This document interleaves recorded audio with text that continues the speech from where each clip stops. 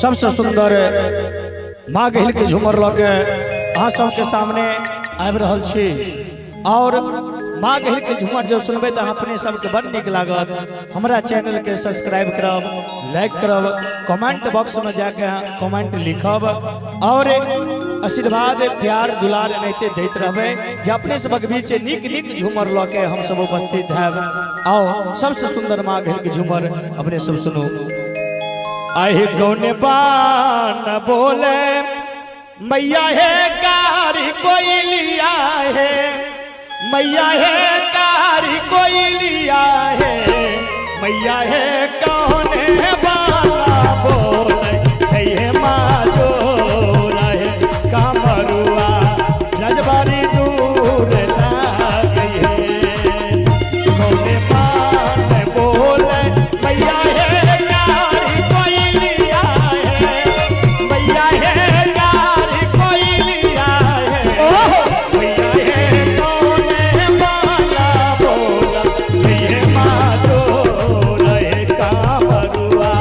राजबारी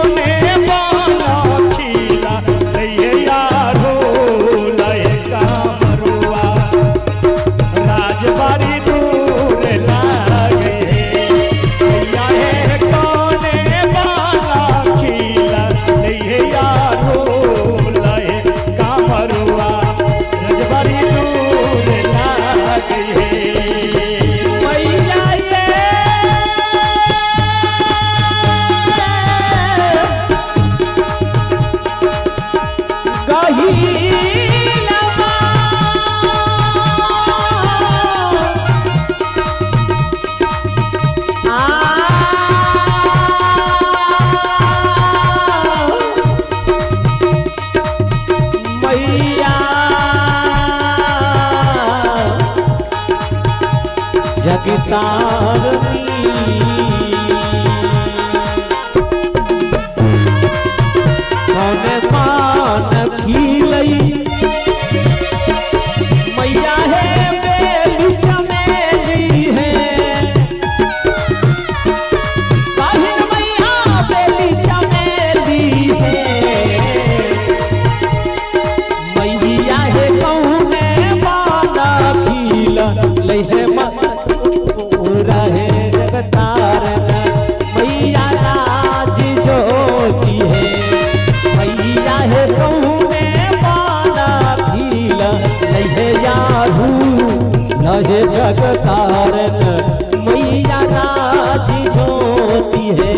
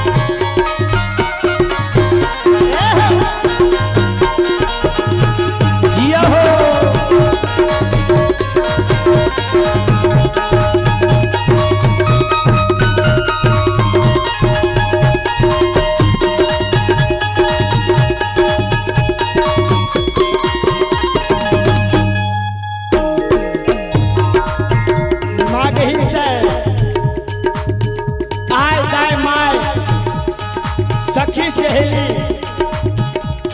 सब पूछे छे एक ही माय मैया आकी न काय कनवा ओ गहिल माय चुड़ावा बांधल हो हे गहिल माय चुड़ावा बांधल हो हे मैया हे कि न काय कना कैला होए सीता रहे कामरुआ नजबारा फूल ना गई मैया हे जिनका लगना गल हो बहु सीता कामरुआ नजबारा फूल ना गई मैया हे जिनका लगना केली यही सीधा रहे कामरुआ राज भर दूर गई है मैया है मीना काहे जागनमा केली जैसी गा रहे कामरुआ राज भर दूर गई है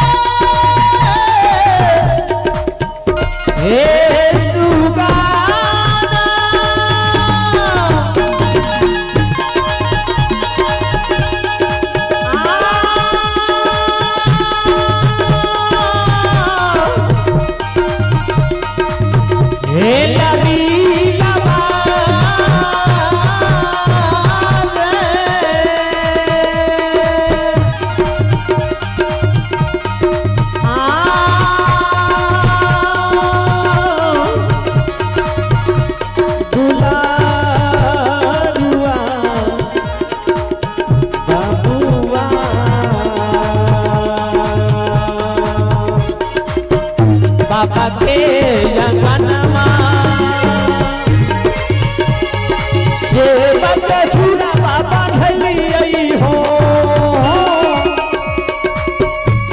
लगिला बा चूड़ा बाबा ढलियई हो दुलारा हो भैया अंगना केली यही सिंगार हो कामरुआ राजबाड़ी दूर लागे हो बबुआ रे भैया अंगना केली यही सिंगार हो कामरुआ राजबाड़ी दूर लागे हो